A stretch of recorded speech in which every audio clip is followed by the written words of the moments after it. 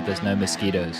Oh, the lack of mosquito. I didn't get bit. I feel the whole week in Brazil, and then I got home and on the airplane, and I had like 4 fucking bites on like my fingers, my ankle, like all the worst spots you could possibly get. On the airplane? Yeah, like I noticed, like I don't know if it happened on the airplane or at the airport, but I was just sitting there on like a 9-hour flight, scratching my knuckle, and I was like, "What the fuck is this?" And there's like 3 bug bites on my knuckles on my right hand. 9 hours must be nice, right, Yanko? 9 hours must be nice. Wait. That was one leg. I had a 5-hour flight to Chile, a 9-hour flight to Atlanta, and then a 2-hour flight to Michigan. And I had a 3-hour layover in Chile and a 4-hour layover in Atlanta. So I had Why did you fly to Chile? Wait, what the fuck? I don't know, because I had a direct Atlanta to Rio on the way there, and there was not a direct Rio to Atlanta on the way back.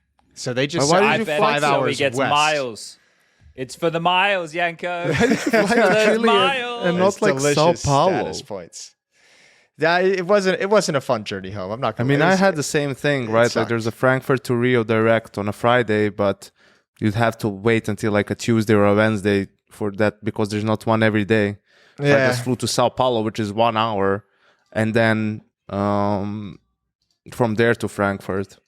Yeah. Holy shit, bro! That sounds almost like a trace timetable. It felt like a itinerary. troll. It felt like a troll when I was on it. Did you? I actually thought people were fucking with me. Did you realize this when you got the flight? Yeah. Do you not like send the flight you want? They're just telling, hey, whatever. No, you guys I did, want, but they're as long as it's legitimately Delta. Whee! There legitimately was not a better return through Delta. Like there just wasn't. The problem is maybe as well, you've gathered though, enough like, miles for this year, Jason, and just can fly United. No. That's not how it works. I want my diamond status. I want my free upgrades. I want to get picked up in the Porsche at the terminal. I want to get all of it. I want everything. I want my free business class upgrades that I get 4 per year when you hit diamond status. I want that shit. But haven't they cracked down? Like, don't we now have a hard time booking the flights we want? I never try. So. I've honestly never had a hard time requesting Delta. I think as long as it's within like a certain amount of money as like the cheaper ticket that they're looking at with whatever, like they don't generally care. Like if it's like $500 more, they might complain, but it's usually pretty reasonable. Maybe someone to travel just likes you, Jason. Thinks you're a good guy. Maybe they have mercy. Maybe it's Nadine. Maybe it is Nadine. I think she liked me. I think she moved back to Oz a while ago. I think she's been back in Brisbane and stuff. Yeah, that's years pretty ago. nice. I had a long layover as well.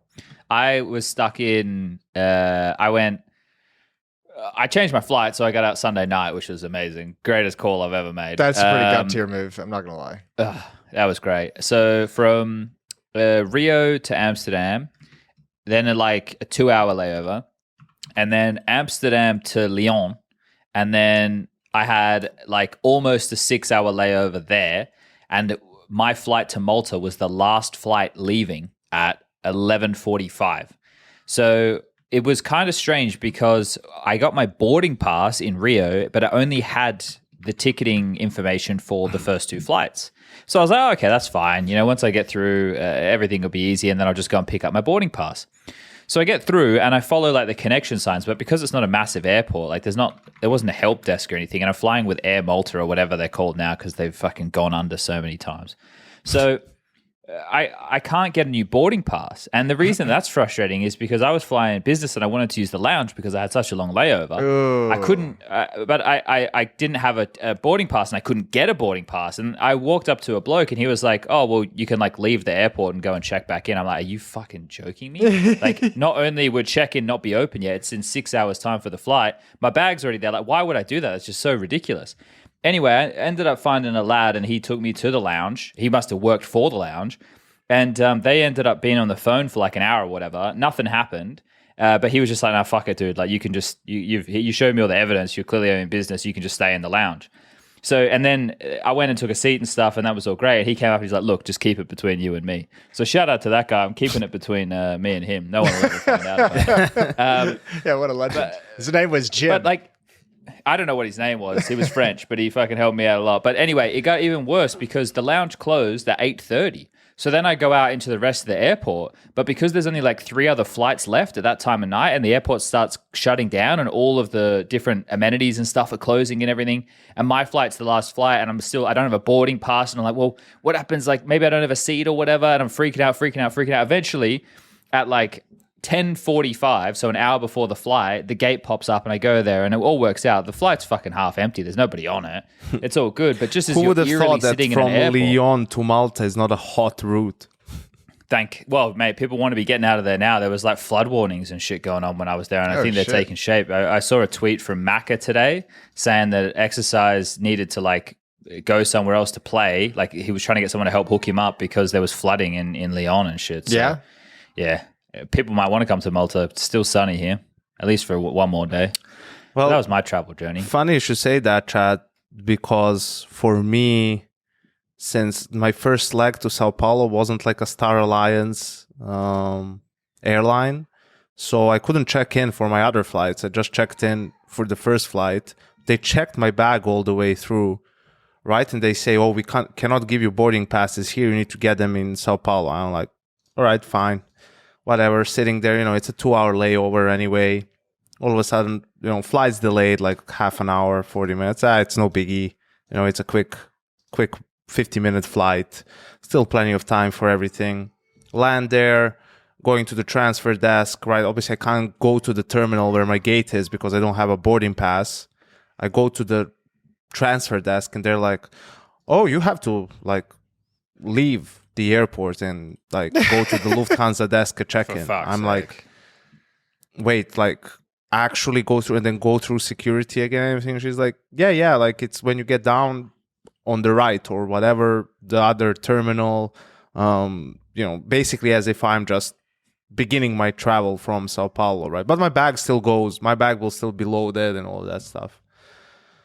I'm like, cool, I guess good thing I went straight to ask. So also, there's got to be a better way than that. I start freaking out a little bit because, I don't know when they're going to close the check-in, all this shit. I obviously don't want to miss my flight. I got my, my upgrade got confirmed with the miles as well. So I'm like running to the airport, right, to get there. And I get there and I just give her my passport and she like gives me the tickets. Like easiest fucking thing, but just so much stress for no fucking reason, dude. And then I have to go through security and passports. Yeah, but I mean, it wasn't like there wasn't any big line or anything. The whole thing took like 15 minutes to get through security and passport control. It's just like really stressful because, for example, when you have to do that in the fucking US, bro, like that's so stupid. Like when you have a layover in a US airport going back to Europe, like it's always different terminals between domestic and international, but they don't have like within the airport transfer. Like they just get you to, outside basically, and then you have to check in again. But the lines are always so long. Like the Chicago airport is just terrible at it. America's a different beast when it comes to getting through the airport. Like they think, Jason, this is the thing about your country. Okay, right? yeah, this is it. Yep. This is the thing about your country that baffles me. I'm from a country that's better than your country, and there's a couple of those countries out there. Like, there's a few of us. Not many, but like when we enter your country, the people, and I'm like with my Australian passport and shit. They're acting like I want to stay. I'm like, I don't even want to be here. Like, don't be interrogating, mate. You want to see my flight on the way back? Me too. Don't you worry about that, chief. I'm only here temporarily. Get me out. Like in America, I'm like, I just want to say to him, I just want to say, mate, do you see what my passport says? Like, you want to go there, not the other way around, dude. Like, you guys have got Disneyland and guns, right? And only one of those things is good. So, like, every time I go in, I always feeling a little bit, I'm feeling rough, mate, when they do it. It's like, mate, I don't want to fucking stay here. But look, no, enough American slander. I do that all the time. And I love riling the people up about it. That's one of my favorite things to do, riling the people up. That is what Jason, I noticed. What's going on in the background? If Potter and Jane and the baby could be quiet, that would be great for all the listeners. Is it killing? Are they killing it right now? Are they very vocal? No, I just heard some murmurs like a mouse, and that's all I needed to hear. They're going to be taken off to breakfast shortly. I think they're just doing the morning routine. Well, we could have got Valorant, some type of event whatever, I guess it was a big one, coaching champion live and on the episode. I could get her up here if you'd like to talk to a high profile Valorant coach at the moment. I don't really have any questions other than does it pay better than CS? Oh, we had a conversation about that last night, but I don't think I can divulge information online. Fair enough. All right, Jason. Especially because Can you explain to people why this is an audio only and not a video episode? Yeah, we were going to do the video episode, and I was going to come up here and get the overlay prepared, and Potter was sleeping up here, so I didn't want to wake her up. So then I got on 10 minutes ahead of time, and I just said, fuck it. So from now, moving forward, after today's episode, there is going to be an overlay on today's episode, just so you guys can get the feel of what it's going to look like. But we will be doing video on the audio episodes. Boo! I know. I did enjoy the anonymous audio episodes. To be honest with you, these have been a lot of fun. The anonymous, they know who we are. I don't. What's the right word? What's the right word? Visualless. No visuals, cameraless. Yeah. No. Can you optics say on that me? one more time, Jason? Just for I did words? again. I'd like to reiterate. I did just wake up. I did just wake up. Visualless. Can you spell that out? Yeah. VISUAL. L. It's a double L. It's a little bit of a throw off. It is a double L. Yeah. For you. I'd just like to let the record show that I was booing not because Jason didn't get the video set up in time, that there will be video in the future. In the future. Just so everyone's aware. I don't think anyone was confused by that. I don't think anyone needed that clarification. Well, people want us to become a basic bitch fucking 3-box podcast like nothing else. So I can't wait till we're there. Just like I don't think else. it's possible for us to be a basic bitch podcast when you just hop on the Discord to record the episode for the first time in like 2 months and just body bag this random dude in the chat from like 3 days ago. These people talk about me like I'm not real, man. Like, what? It's like, what? Come on, man. I'm just a human being. Like, it's fucking hell. I would love an example of where are we here? A off the cuff take. I think most of the takes I have are off the cuff. I don't really think about things before I talk. And unreasonable double downs. What do you reckon is a Chad Birchall unreasonable double down? The one where you said that organizations were fucking useless. Like, I think this was last year.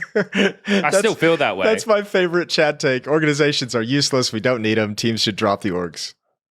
I fucking still feel that way, mate. Don't you worry about that.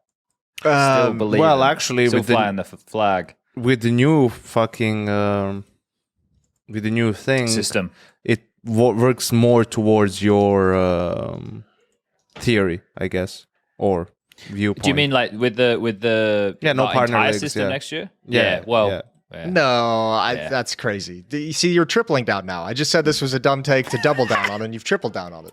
Why does it? This makes more sense now because you're not. There's nothing preventing you. Like you don't need an org to go through the rankings.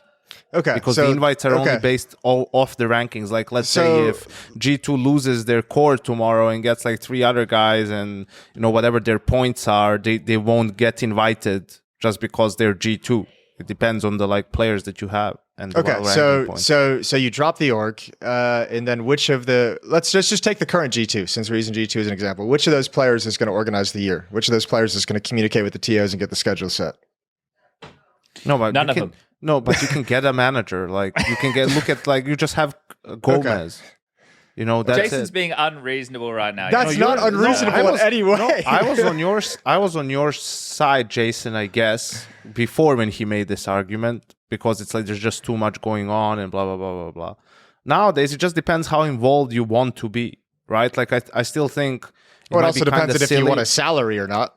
Because yes, true, but also how much would you want to fuck around with, sponsorships and all of that stuff? Like, do you just want to Players love streaming and doing content. Yeah. But they love money, Chad, on the other side. That's what they get salaried for, to do that. What you're describing is having an organization, just a one-man organization of the manager who does everything that the org would do. I mean, sure. Well, I mean, if you want to put it that way, like everything is an organization. 5 guys playing Counter-Strike together is an organization, isn't it? Sure. I guess, yeah. This is just bare bones. To get everyone online. You just have someone who's going to communicate with the TOs. I mean, 5 guys playing Counter-Strike as a team. Invites. When you're trying to organize organize the things around the team, then it becomes an organization. You know? What things around the team? Like sponsors, like travel. Let's say they don't want that. Well, Okay. they have to travel, but 2 events, that's it. Okay.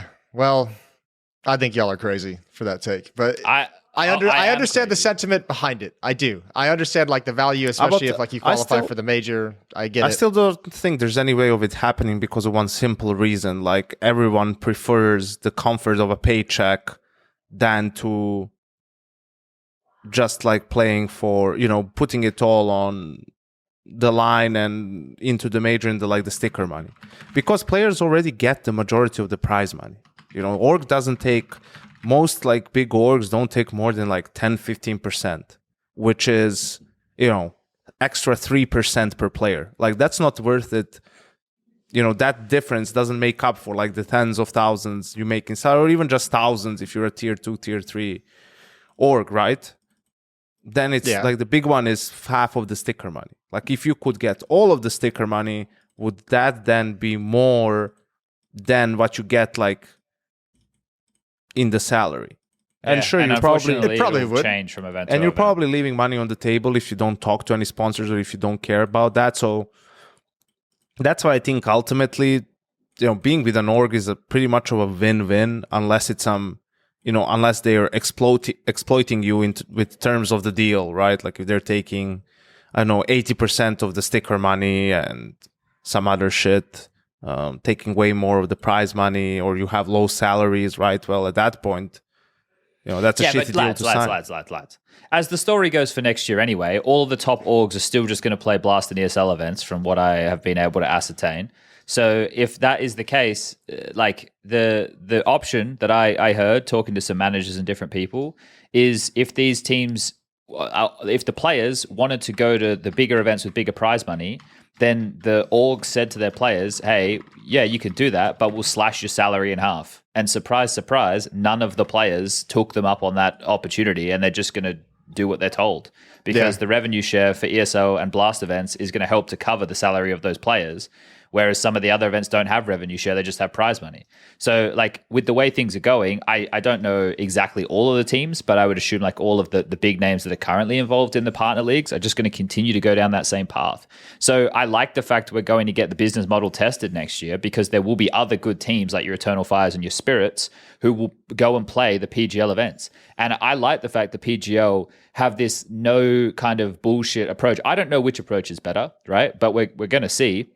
I like the fact that PGL is, hey, if you think you're the best Counter-Strike team in the world and you get invited based off ranking to come to our event and you want to come and win a shitload of prize money, like Yanko said, that the players get the majority of, then fuck yeah, let's go. If you play those PGL events next year and you're like placing high in all of them, you could make a shitload of money from PGL events, which would be fucking great. So I'm excited to see kind of how this all boils down, because nothing's done yet. ESL still haven't put their stuff out for 2025. There's other events that have put things out for 2025 that aren't in compliance with the rule book or the regulations that Valve have put out. So still other stuff has to change before we get into next year.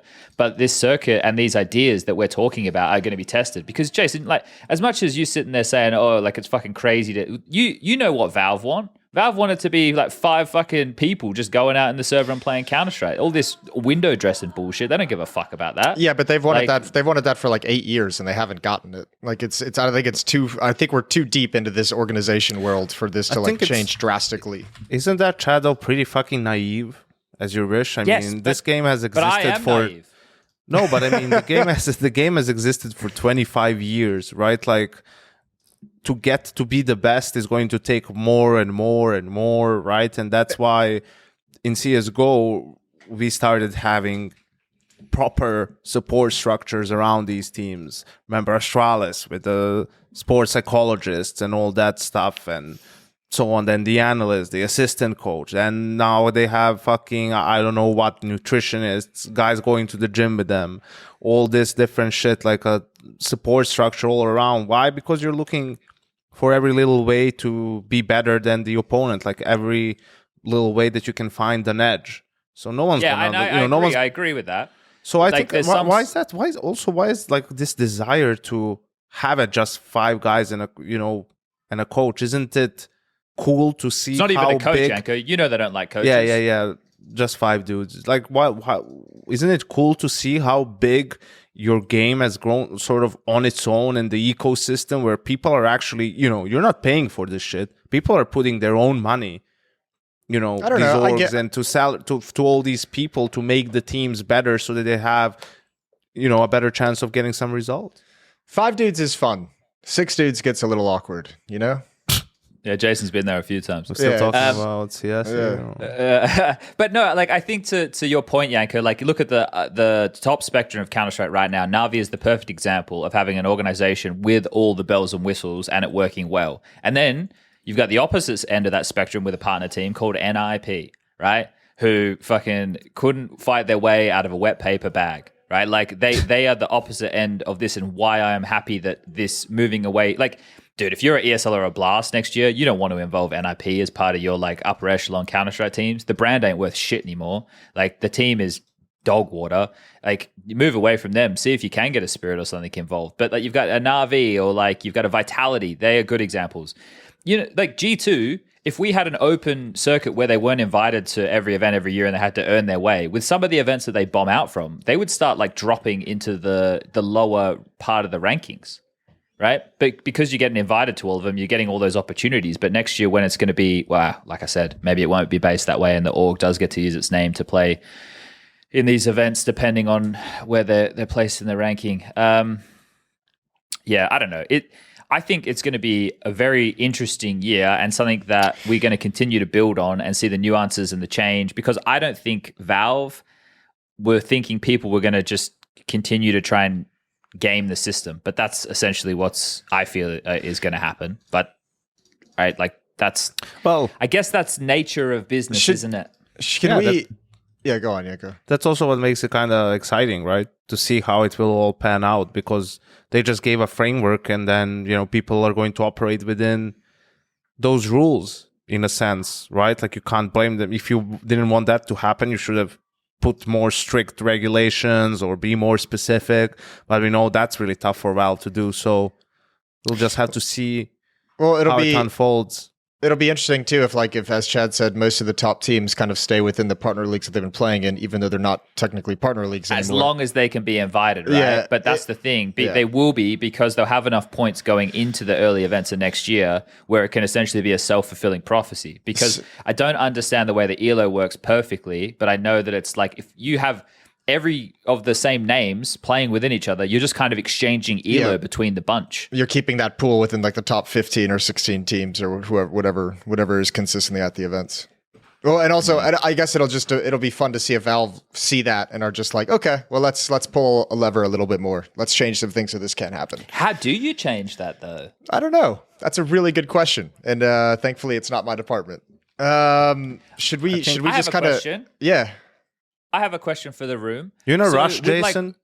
No, I was just. It's fine. I was gonna. Yeah, it's fine. So. Chad, go on. Chad.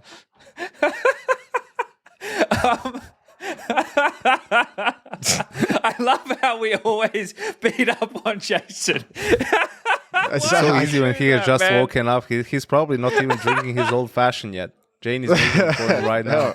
I don't have a single old fashioned in front of me. It's 9:35 in the morning. It's a little bit early, even. That's for what me. we call a bad day in Grand Rapids, Michigan. That's a 10:35 kind of beverage. Okay. So, do you guys think? Right, I want to get your opinion on this, and I'm going to explain it poorly, just like I do everything in life. Perfect. So you know how like PGL obviously have a shitload of prize money, and I just said before it was cool. Because of kind of what that encourages within the event, right? You're playing to earn, like if you win, you get the most money, right? But if ESL and Blast are doing, we only know Blast frequent flyer model, so I guess we can only really use that. But let's say ESL has some version of a revenue share and it's based on a bunch of different metrics or whatever. Do you think that, like, let's assume, okay, hold up, let me recalibrating. Blast frequent flyer stuff is only going to be for a select group of teams, I guess, that they invite to the frequent flyer program, right? But let's assume that ESL's is for every team that attends their events, right? So as long as you're good enough to be invited. Sorry to cut you off, but doesn't it have to be under Valve? Like if you're going to incentivize, it has to be for every team attending. So for Blast, I thought the frequent flyer program. Remember, the frequent flyer program, I think, is for every team that wins prize money with them. But if you get invited to a Blast event and turn it down, you lose all of it. So I think it's available to every team. But if you don't go to every event, like you basically you don't get punished, quote unquote, if you decide to skip their tournament instead of another tournament. Yeah, that's you lose all the frequent flyer money that you built up across the year. So if you get to the end of the year, I thought they were just going to invite select teams. Okay, never mind. So that's that. Okay, they can only invite fine. based off of rankings, right? Yes, but like they can invite based off rankings to their event, but they don't have to include every team in the frequent flyers program. I don't know. I think they do. I think that's exactly like. Because then you could just make the partner league again, no? Like, sure, you can't... Well, that's what I thought was the point of the frequent flyer program, as just a workaround. No, I think it's more like to disincentivize the teams from skipping their tournament, right? Over something else. So then it's fine. Because they accumulate this extra money just by being there. It works as the example that I don't need to talk about a fictitious ESL one that I don't have enough details on. So we can just use the Blast like incentive structure, right? So... their frequent flyer thing is going to end up being based at the end of the year based off of like tokens that you earn, right? Here you go, Chad. I have it up right now so I can explain it. Yeah. The program works as follows. Teams earn tokens for participating in events. So if you take place in 4 Blast tournaments, you get 1 token. 5 is 2, 6 is 4. So they've done it to where it's not every single team that attends a Blast event partakes in it, but the ones who are there with consistency. So like the teams that are at the top of those rankings that will be naturally invited because they're in the top 8, like they're going to get the tokens far faster than the other teams who kind of like work their way in. Okay. Well, so I did they say anything about rev share? Because that's essentially what I need to use as the base for this point I'm trying to make right now. The Blast does not say anything about rev share. Okay. So they have... There's participation fees. Okay, so that's one part of it. Okay, so I guess we could use that and then pretend in a world that there's like rev share, not with Blast, but maybe with ESL, right? So every team that attends is getting these fees or this rev share. Do you think that type of information, that type of dollarage, should be not included as prize money, but included as its own category with events? So like on HLTV, it might say that the prize money is this much, but for the Blast event, there's this much as available as like revenue share, or there's this much available as like a participation fee, right? Because even though it's not part of the prize money structure, it's still money that teams / organizations are earning that has to be made publicly available because Valve demand it, right? So do you think that should be part of like listed? Do you guys think that should be something that like when you go to a Liquipedia or you go to a HLTV, that those type of figures are listed? Because it's still money changing hands, and you're essentially being rewarded in a certain degree for being invited or participating in the tournament, and then your placement changes certain things. But yeah, I'll just say, it would that having that information easily readable to the average Counter-Strike fan who probably uses HLTV more than going into it would be cool. I don't think it's the biggest deal in the world. Like it's easily findable on the internet. But I mean, if Liquipedia and HLTV want to make a line on their event pages that say this, that'd be cool. I think having that available to the average fan is a lovely idea. Because the reason I say it is obviously people use Liquipedia and HLTV as the biggest sources of information, right? But like we can't, when we talk ecosystem, we talk bigger picture and stuff. But imagine every episode we had to go in and go, oh no, but they made this much in prize money, but they also made this much in like in a fee with this. Like it feels like we probably will do that. I don't know. I just was thinking this is such large sums of money that we could potentially be dealing with. Well, I guess the question feels like it's part of the conversation for the ecosystem as a whole. Yeah, I guess the question is too, like, is it worth putting up there when the participation fees likely go to the organization? Frequent flyer program likely goes to the organization. Prize money would mostly go to player. That's end of year. Frequent flyers end of year. So it's like almost like a Christmas bonus as opposed to like an event to event kind of earning. And you never know how that's going to be divvied up based on the amount of tokens that are available and the money that's split, right? Because wasn't one of the things they said, oh, the base money is this much, but you don't know like how much there will really be. Because I think... Well, they have the breakdown here for like participation fees. I read somewhere. But I swear I read somewhere that it was like the pot could change, like go up. I don't know. I think that is the frequent flyer program. It's a minimum of 2 million. The same top. Yeah. Okay, there you go. Minimum divided based on the number of tokens. If a team declines an invite, they forfeit all the tokens, and the money just gets redistributed to the other teams based off the new number of tokens. Yeah. Okay. Yeah. Fair enough. I don't know exactly where I was going with this. It was just kind of something I was thinking about because the ecosystem is going to be incentivized for different orgs or different teams in different ways, right? And that's kind of part of the discovery process that we're going to go through next year, is to have all of these models tested. And the way that I see this is that the public are essentially going to be the police for Valve. Valve are not going to police this themselves. So having as much transparent, readily available, which isn't necessarily the job of a HLTV or a Liquipedia, right? Like, I don't know if it is up to them to do that, but it would be nice considering they are the two biggest sources of information that we have. Tell you what, it could be a great year for aspiring investigative journalists. It could be a big year. Those are the ones hunting down those stories. You looking for a new job, Jason? No, not at all. Not even a little bit. Okay. I think transparency is always good, to know why these, when you see a team skip maybe this tournament and go to the other, and you're thinking, wait, the one they skipped has more prize money, right? Something like that, to just be transparent and, okay, this is what the teams get. This is what the structure looks like, because it has to be also. There can't be any, under the table sort of deals going on. Yeah, but how many people are going to the Blast website is kind of my point, Yanko. How many people are going to go to the EFG release? I think it's only if, I guess, if the people over at HLTV or Liquipedia think it's worth it to add that stuff, where I guess it doesn't sound like it's too much work to just do it in a way. I don't know. I guess also you can kind of see where the sort of priority is for Blast in terms of like how this money is allocated, right? Like $8.5 million for 2025 into the Counter-Strike scene. 4 million of that is participation fees. 2 million is frequent flyer program. Prize money is like 2.5. So having like 6 million, right? 6 million of the $8.5 million geared towards getting the organizations to play in your events and as many of your 70%. Events as you possibly can. So it's like, you can see what the goal is of them being like, we don't want motherfuckers turning down these invites. We want all these teams here as much as possible.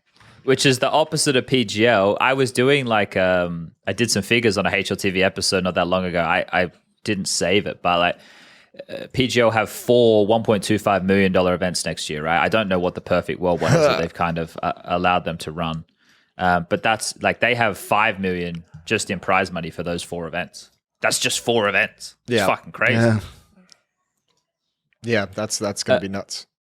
I think also they're at a kind of a disadvantage too, as you said, without those extra little bonuses, but also the fact that some of their events are in the middle of nowhere, I think for us as talent, we're kind of operating under the idea that PGL is going to be doing remote broadcasts out of Bucharest. But for the players, if you have to be at an event in Europe and then fly to Argentina, it's a different ball game of whether you want to sign up for that kind of a schedule.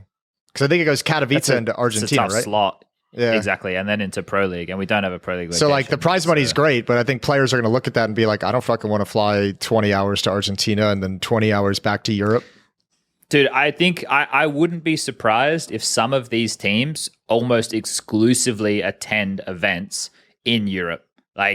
If you can be a top team and you don't have to ever leave the continent and you get to spend more time with the wife and the kids or whatever you want to do, and you don't have to travel and put your body through that, which I know to some people is a luxury, but if you're traveling all the time, it can. There's I remember listening to a podcast on sleep and just how bad plane travel was for sleep in your body and all that type of stuff.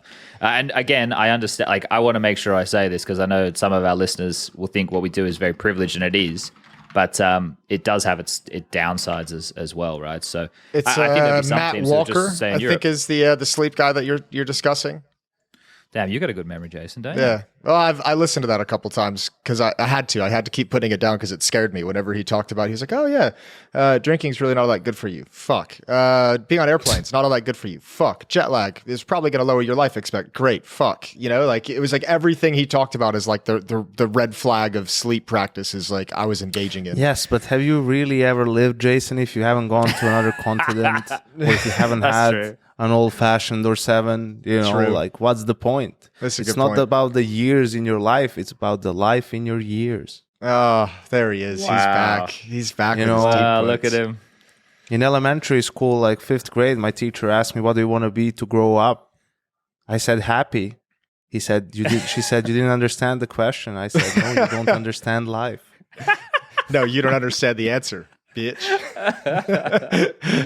Dear. Okay, Jason, if this that's is- how you would have said it. I guess that's cool as well. This is what I Joke was anyway, trying never to happened. pivot into like 15 minutes ago, because we were talking about 2025, but it just felt like a good turn considering the conversation, because officially we've got the sources saying majors expand to 32 teams, RMR's removed, which we've talked about and kind of said felt like it was coming up, but thoughts, questions, concerns? Like, is this, I don't know. I guess for me, I could start. The 32 teams is awesome. I think it's really sad that apparently we're just adding an extra Swiss stage, which makes me want to kind of blow my brains out. So this here is, I think, I did a little Instagram story getting people to give their thoughts on this, and so I went through a bunch of them and I had a read. Some people just did 1-word replies. That's fine. Some other people added a little bit more information and context to their thoughts. And like, if I was to pick the top 3 grievances or top 3 grievances is probably the best way to look at it that people were highlighting throughout that. One of them would be prestige or lack thereof now that more teams will be involved within the major.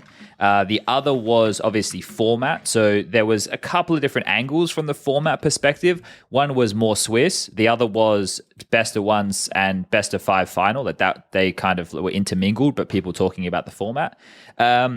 And then the last one was people mourning the RMRs, right? So those were probably the 3 like biggest takeaway points that I had from the general populace of the public. And I had some, like Malik, for example, replied, and some other people who are, people within the scene, not just fans and enjoyers of Counter-Strike.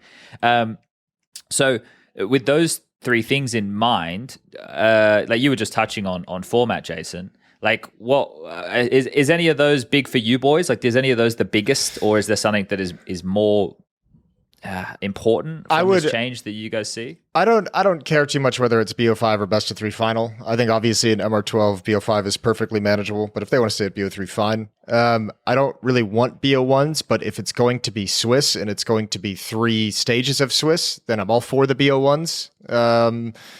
I mean, I would like them removed. That's a controversial take. I have the same one, though. I feel just because the sheer amount of games, I think anything that essentially has a triple elimination format, I don't have a problem with the best of ones because of the sheer amount of games, right? The biggest issue that we have tended to have with the Swiss over the last couple of years, and the reason that poor Blast ended up with that Paris major being so dog shit in terms of disparity of teams, tends to be obviously upsets, right? Don't get me wrong. I'm not going to detract from those, but the seeding is one of those bigger issues, right? And you're going to hope that with the new VRS system, that seeding is less of a qualm, but then that's going to also depend on how teams look to game the system, because prize money is going to be a feature alongside of ELO. So, maybe a team that isn't necessarily ranked number 1, but that's not really the problem. 1 to 8 is not the problem, is it? It's kind of where we get after that. Yeah. So yeah, Burn it all down.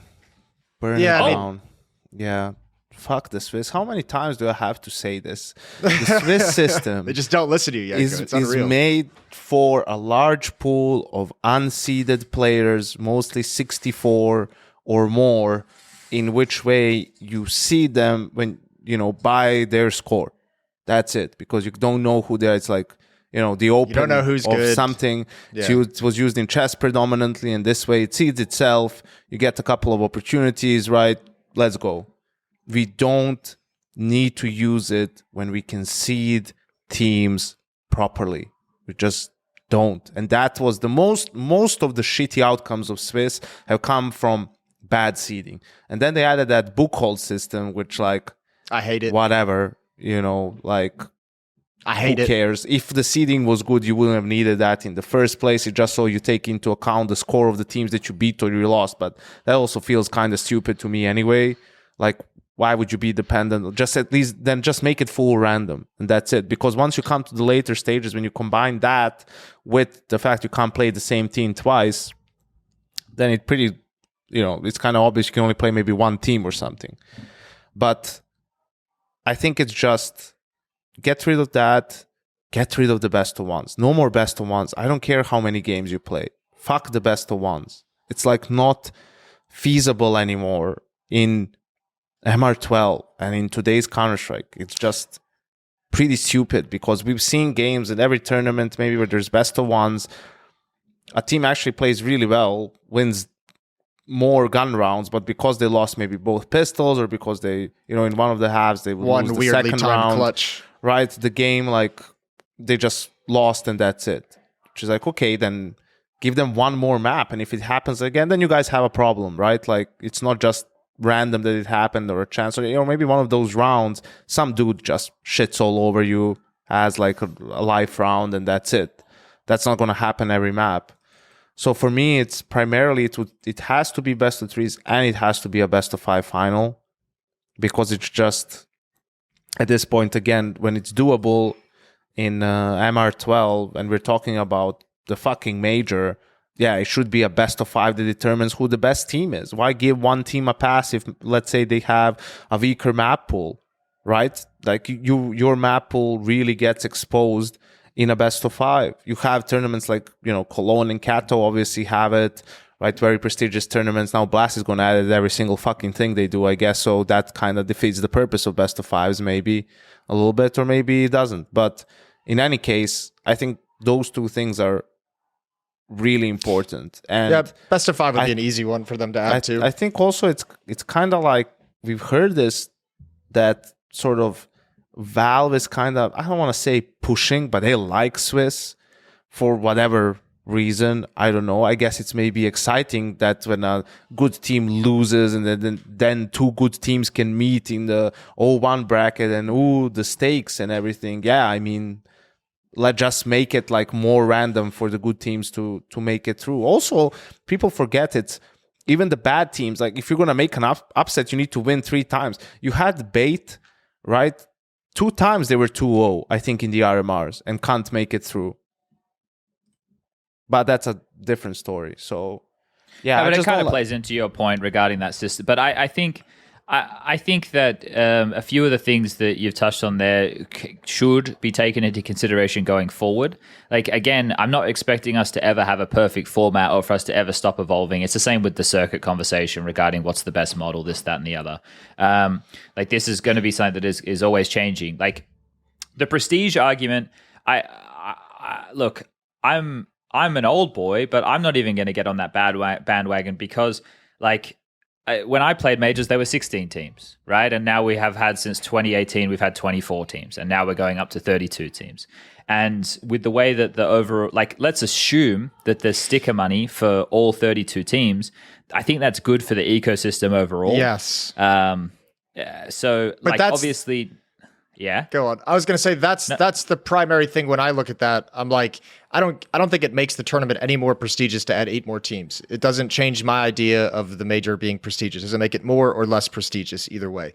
But for me, it is obvious that the sticker money provided by these majors is Valve's way to support the esports ecosystem across the year. They want these orgs, they want more orgs to qualify from the lower level so that they can get sticker money, so that they start having some way to return on investment and be invested in the scene. That's kind of my vision on it. Is it's just Valve's way of helping out the organizations that are investing in the Counter-Strike esports.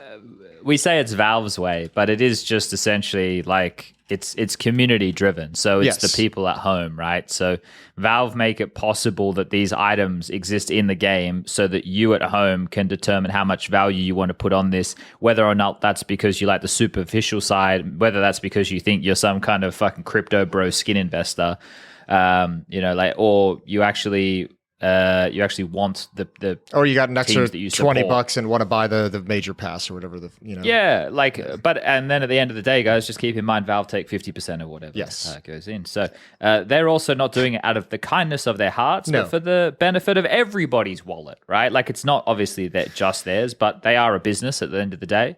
And they're a privately owned business, so they're going to try and make as much money as they can, and I definitely don't blame them for that approach. That's kind of what we've built in the Western world with a capitalist society, Jason. Yeah, Chad. Also, like when at the beginning it was 16 teams, but the last teams came from the major qualifier, right? Yeah, because I had to beat some teams. Yeah. Oh, did Jason go? Jason? Hello, Jason? Are you... All right. Jason crashed, but we're back. I don't know exactly where we were at, but I bet it was good. Yeah, I was asking about like the major because I want to make the point initially. Like you said, the major was 16 teams, but we had the qualifier. So what we did at first was just add the qualifier into the major, right? And then the major was 24 teams, although only 16 ever at the time. So what we're doing now, in a sense, basically, we're just adding 8 more teams. So we're sort of converging the RMRs as well into the major, and now the major has 32 teams.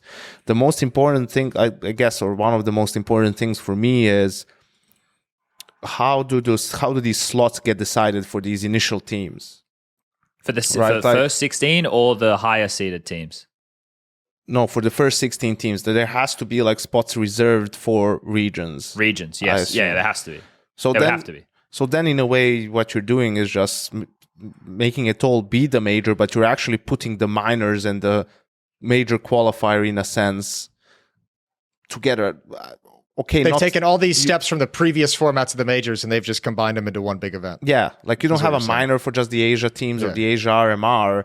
You still have like slots reserved for them, but it will be from the overall ranking, which I'm interested to see how will that work, because some of these teams just won't have the same opportunities when it comes to tier 1 tournaments. You know, but that's why you're right with the regional slots, for example. I know, right? But how will they even get points for that? Like they'll have to play what? Like there's going to be an APAC tournament. You'll still have a highest rated fucking Asian team, right? Like I know. But how will they get points and lose them by playing what? Against each other in an ancestral battle to the death. Yeah, that's going to be curious. And I don't know. It's also 32. If we have like 16 and then 8 waiting, then those 16, then 8 more waiting, it's like, what are we doing? You know, like. Well, I don't hate the initial thing because it's kind of like what they had planned to do with Pro League a few seasons ago before they never tested it properly and then fucked it all up. Remember what they were going to do with Pro League, where they were going to have all of the teams from who either came through like the ECLs or the smaller regions all battle out against each other, and then the best of those teams would get to play against the best teams in the world. But then ESL, in their divine wisdom, never actually ran it that way, because what happened was those events that were meant to be tacked on to Pro League were always like fucking months beforehand. Whereas it should have been the first stage of Pro League, then moving into the other stages, which would have been nice because it's a slow entry in and it's a really exciting first week, because it's, hey, let's learn about these names we don't know as much about from smaller regions and get excited about them, and then ride those storylines from week 1 where they're not just getting 13-1'd by Maus or fucking Na'Vi. They actually are putting out competitive games against other teams. Oh, and the best of them now get a chance to go against these more established names, and we get to have fun storylines. But we never did that. You know what's also straight ass in all of this? Oh my God, it's awful. It's horrible. So you'll have all these teams start. Then you have the 8 teams waiting, and then these teams have already played like officials. They played games at the major. Then you'll have day 1 2 best of ones. So you'll have teams come in cold against a team that might have been playing for like 6, 7, 8 days straight, right? That's a fair point. That's a really good point, I always hated that. Like, and then people will always say, yeah, but you'll have so much more info on them. Like that doesn't matter. Even less so in MR12, because you can always like change some stuff around and have a couple of new rounds ready or a new game plan ready. Like being used to everything is so much more important. And the whole thing where after day 1 you can be 0 and 2 is like, I like the stakes, bro. This is the thing. Like I like the stake as much as the other guy, but I don't want to just create a format that's going to put a lot on the line just so that we have something on the line. Like the stakes are for the sake of it, stakes are already there. We're at the major. Every game matters. You don't want to be 0-1. You know, if you want to go 3-0 if possible, right? You know how much every game matters. You don't need to make them best of ones and make them play 2 in one day to showcase that, right?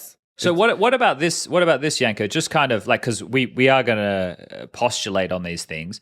If the initial stage with the 16 teams was Swiss, right? Then as we moved down the tournament, the format changed. Yeah. Well, yeah, or like Yanko's been frothing up, he likes the 8-team type thing now because it means that you play different opponents along the lower bracket, which is also fine. But like, what if we moved as we got in deeper within the tournament into that, and it was just better best formats. of threes? So there was just different, I guess. I won't say better. Well, it's gonna be better and worse in different ways, for sure. But I mean, especially at the 32 team point, the Swiss makes a little bit more sense because you know once you get down there, there's a little bit more mobility between what we think and what actually exists in the rankings or what it actually is. I'll take it, Chad. For starters, I'll take anything. But to be honest, I will too. Instead of 3 Swiss systems, I'll take just about anything. Because I think 3 straight Swiss systems is rock bottom for me. For it was Graham who was pointing it out. Like, I mean, how many maps does a team have to play to get to that last stage potentially, right? Like, if they are, let's say the worst case scenario, there's 3-2 in both stages. I mean, that's wild. And they play. Imagine every best of 3 they play goes 3 maps. Yeah.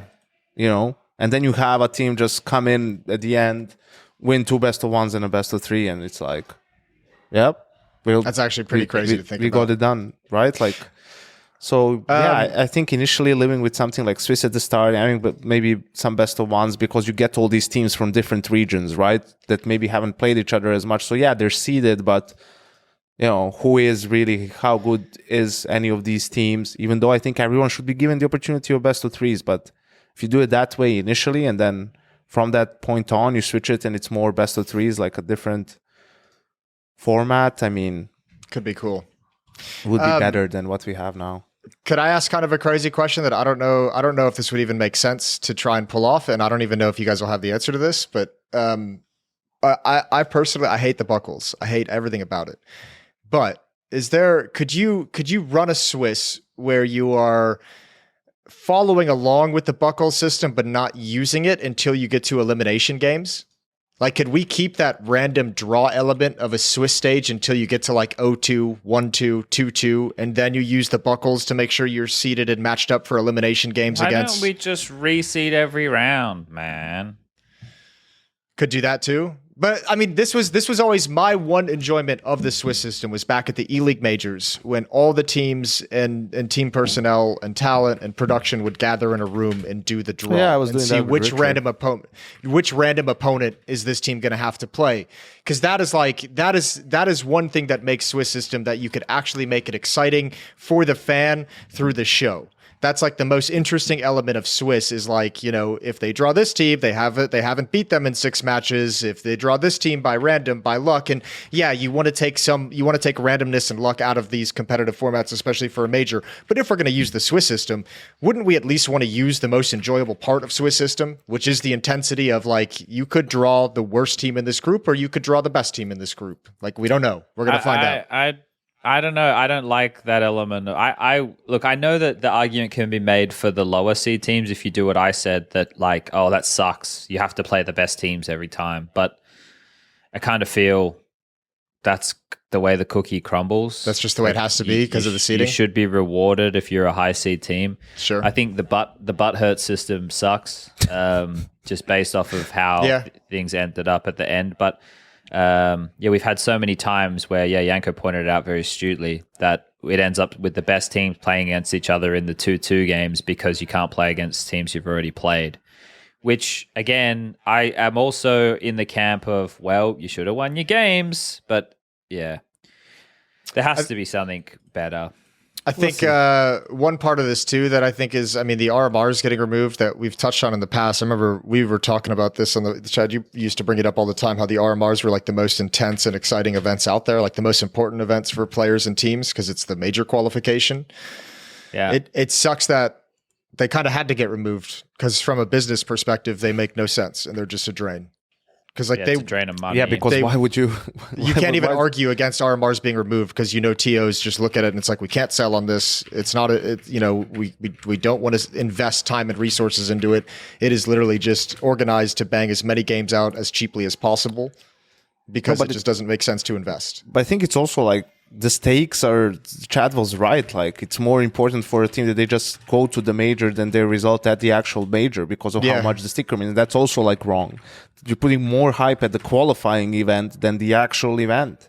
So that obviously had to change, and this is the change. I don't know how they'll do the stickers for this one, but That's still going to exist to some degree, right? Because you will know when you win an event, or if you like get top 4 at an event, it's going to have a positive, or it might even be the necessary result required to give you enough points in the Valve ranking to make sure you qualify for the major. So you might be at some random event celebrating because you know that you've just made the major. I still think there needs to be a tweaking regarding the way that the stickers are done. I want everybody to eat, but I think that you should eat depending on how good you are. Like, obviously, prize money plays into that, but the prize money is not worth as much as the stickers are on a lot of these occasions. So Nero had a good idea when we were doing HLTV Confirm the other night. He said something along the lines of, like the first round with the 16 teams, it could just have normal stickers. And then as you move into the next round, then you get normal stickers, but you also get like glitter stickers. And then as you move into the next round, okay, then you've got like hollows and glitter. And so it's going to incentive. Right? Like a sliding scale of awesome stickers. Yeah. And like, look, obviously the rich get richer. That's kind of how this works. The popular teams are popular for a reason. But the better you do, like if you're kept in capsules and you're like a more unknown team and you get deep in the event and now you're in capsules with the big names, then you're going to deservedly get a bigger chunk of that pie. So I think it's an interesting way to look at it. For sure, but I we'll see what Valve consider now. They've got the tchotchkes in the game. They're putting little charms on people's guns. Maybe they do team-based charms and stuff. Because do you like the charms, Chad? There's not a lot of. I hate the charms, Jason, but I'm not going to be a boomer. I'm going to keep up with the times. I had that same sentiment. I was going to call players out for using charms during Brazil. That was my mindset going into the event, and then I was like, you know what? I don't have the energy to be that much of a salty boomer. Nah, let the kids have what the kids want. Take whatever, your dongles. Brokey had the sick round with the charm. I'm going to call them tchotchkes. What? Who did? Brokey, like that clutch with the Deagle and Inferno against. Yeah. Liquid, or I don't know. I think it was against Liquid. I was gonna just say quickly with the whole. I actually don't care about them. Just the whole rules thing that we were talking about and whatnot, and now Drilla's getting a stand-in, and now they're gonna play in the Asian RMR with 3 European players. What? I'm not in love with that. I'll be honest. Like I want the record to show. I want the record to show that I'm a big supporter of what was happening with the Drillers, and I thought it was a fun little storyline for sure. What I am not happy with is how this is kind of unfolded. It's not like Anselm couldn't play. It's that he was like they weren't fitting as a team and things weren't working. Like I don't know if it was a personal level, but they were talking about the atmosphere or the mood or something. So they had Sceneri listed as the sub. So Anselm is Israeli, same as Meztal, and then Hadji is French, but also has a Moroccan passport. So they were able to play in the Middle Eastern qualifiers due to those 3, and then they had Kvem and Waro. Now they got rid of one of the Israeli players and they brought in Sceneri. So now their eligibility based on nationality doesn't line up with what the rules say. So this is the last time we're gonna. Does it with Hadji's second passport? Is that the loophole? It does, but no. You only have 2. You only have Hadji and Meztal. Before you had 3. You had Hadji, Meztal, and Anselm. You're right. But then you bring in Sceneri, who's classified as a European. Yeah, right. I see you. So the thing is, I don't get my panties in a bunch about this hugely, and I do at the same time. And the reason I don't is because other people have gamed the system before with subs and all this, like the stand-in bullshit. And I haven't liked the way that they've done that, but I would prefer a full roster to play than a dead team. However, this entire project was made just for the major, so it's not like they're a team for any other purpose than this. So the reason that it leaves a bad taste in my mouth is because it impacts my region. Right? Like I understand it's the Middle East, but the Middle East feeds into the Asia region, which also includes Oceania. And I think Europeans already get enough opportunity to play the best Counter-Strike in the world. Geographically, that is where the best CS is played. And that's not Europe's fault, right? That is the best thing about being in Europe, and I know that. That's why I live in Europe. I understand that it's not to play, but it's obviously to be involved in the industry. So I'm not going to sit here and like get down on that and wave my flag and go, "What about us?" Like I'm not North American. So I understand the way it's framed, right? And that's all good and well. But if they wanted to compete in the European side of things, it's very, very, very unlikely that they would have qualified, right? So if they end up qualifying in one of these 3 slots, now the Mongols have earned an extra slot for the region at the major. that kind of takes away from this whole point that we were just discussing, which is giving back to the regions, and especially being able to support regions that next year are going to be the most fucked. Oceania and then Asia are going to be the most fucked regions next year because, as I think it was you, Yanko, brought up, who are they going to play to be able to get points? Because if PGL and Blast and ESL are only inviting these teams to their events based off of the top 16 teams in the world and they're not using regional rankings to fill out regional slots, then those teams are never going to get an opportunity to play at any of their big events, which means they're never going to get an opportunity to try and take ELO off of bigger teams, which means they're never going to get an opportunity to try and break in. And this is going to have a negative flow-on effect going into next year because I don't imagine that Drillers will still be a team after the major. I might be wrong. It might look different. I just feel like it's because Owner Pixel is such a loved individual within the community. And like I said, I me and Harry were casting. I like Owner. I think it's fun. The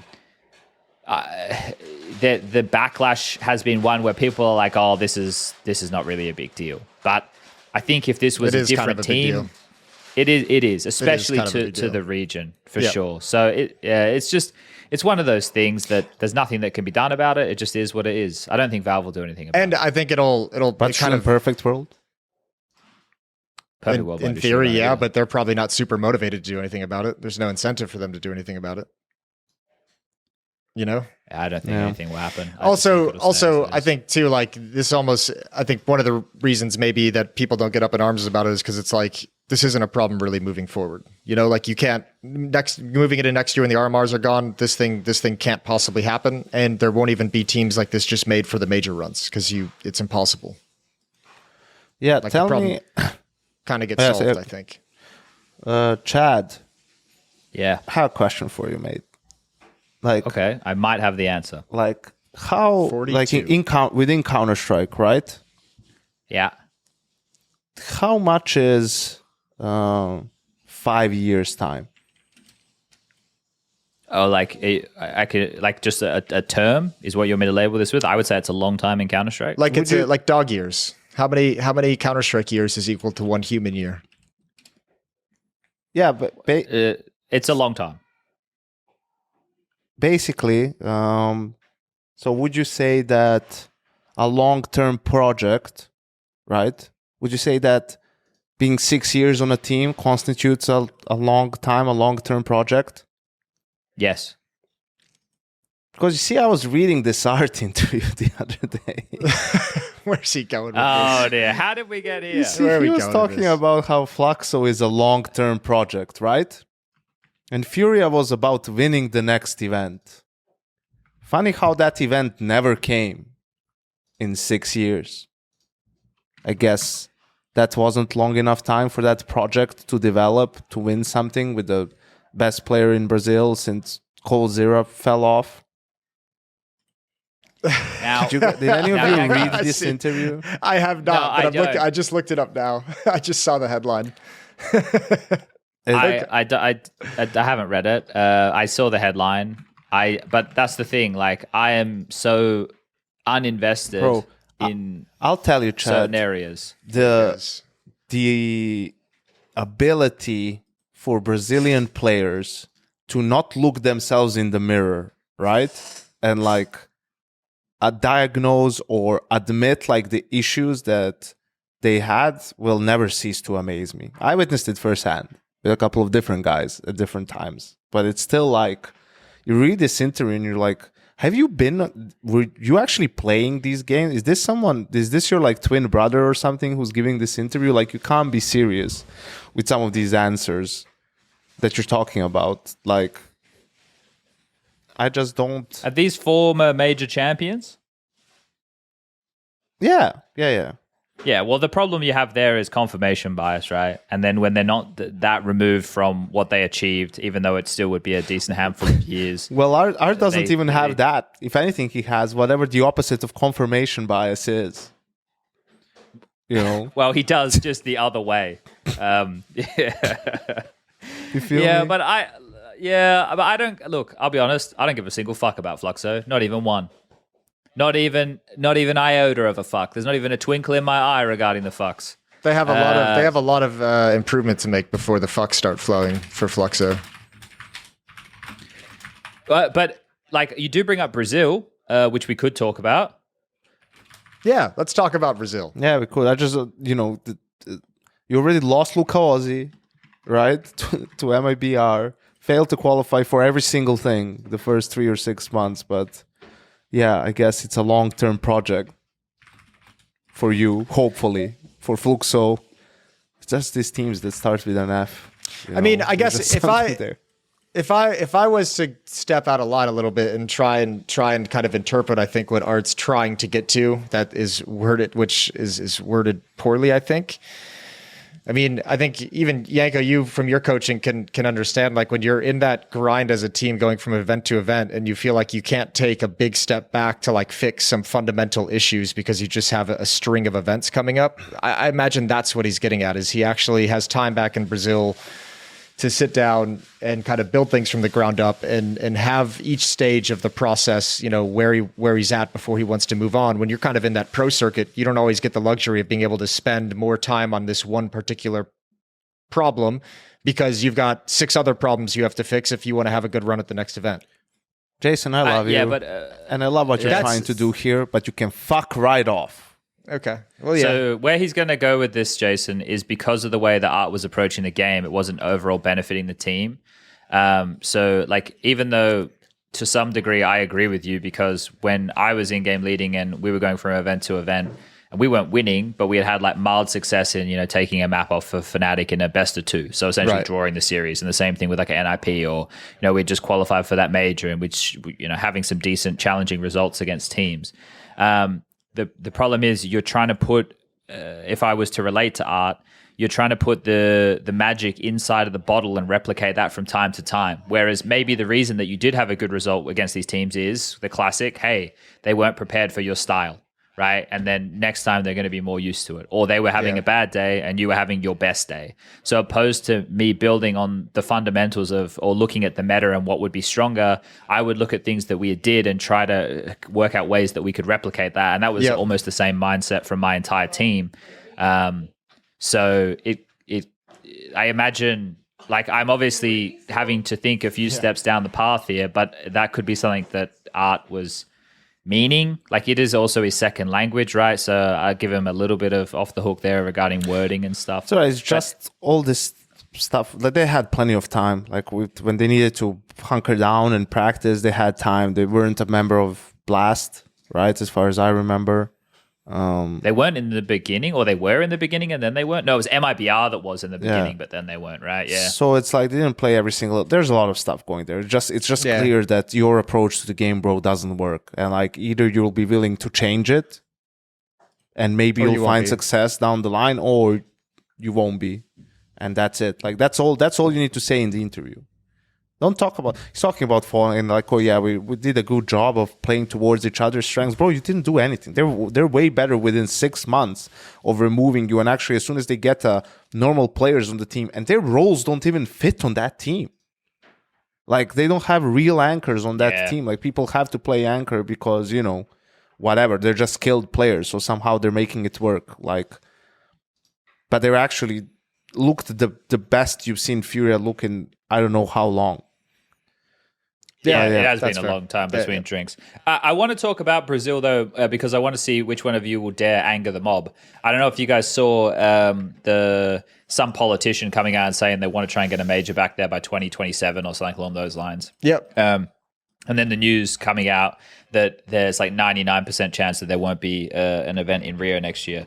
Do you guys have any opinions on this? Because we were just all there again, and we had another similar circumstance as to what we've had at previous Rio events, whether it be the major, whether it be 2023, whether it be this time around. So I was just curious if you guys had any overall thoughts, or if it's just as aligned as what I would imagine. I mean, I think unfortunately, from between the Rio Major and between, I think, last year in Brazil and then this year in Brazil, I think it's been a pretty good indication that Brazilian fans at this point kind of need a Brazilian team to have a good run and a good performance. I think which they were fortunate to get this time around. Yeah, but I mean, even after Furia gets blown out and it is as expected quiet in there. But even I don't even think the final was filled up. I didn't really look at the crowd, to be honest with you, during the grand final. It wasn't. Yeah, so I mean, Cool, I guess if there's enough Brazilian teams that are good, but it wouldn't be my first, second, third, fourth, fifth, sixth, seventh place for a major in the world. There was another good comment from Nero Harry the other day as well. Tell me how you guys feel about this, because I think this is the solution. If we want to go to Brazil, we treat it like the Clash for Cash that we did at E-League all those years ago, where you just make it Furia versus a good team, like an exciting name that people would like to make the enemy, and then you do like an MIBR or whatever as like an undercard game before that one, and do the same type of thing, like with another equivalent type of team from Europe or somewhere. That'd be sick. Yeah, you don't run a tournament, you just run essentially an exhibition match. I think that Clash for Cash idea was amazing for E-League. I don't think it can work in the ecosystem right now, but I wish back then that E-League had just turned into a Clash for Cash company. Like as they downscaled in their CS involvement, it would have been sweet if they were just like, we're not going to run these big, 8-week long seasons anymore. We're just going to do a Clash for Cash every 2 or 3 months. And we're just going to pick the 2 best teams at the time or the most interesting rivalry and bring you out to play for 250 grand and winner take all. Go. I think that'd be sick. Yeah, I think it's the only way to run events there. Those are interesting, I guess, but I think I'm not surprised that Rio wants an event back. They just like whether people would be willing to pitch Rio as their major destination, right? Because it's been a couple of times now, like, okay, at the major, it was like, oh yeah, the Furia, whatever, signing session, or this outside area had a lot of people, so not everyone was in the arena. And then whatever, the year later, I don't even remember how it was last year, whether it was fine or not, but I think Chad is just right. Like, it just feels like if there's not a Brazilian team in there for them to cheer for, it doesn't get like, people are not really that much into it compared to a lot of the other places that we go like to. Cologne, for and I example, think also, to be honest, I think doing it for a third time in a row in that big ass arena, like that's not a small venue.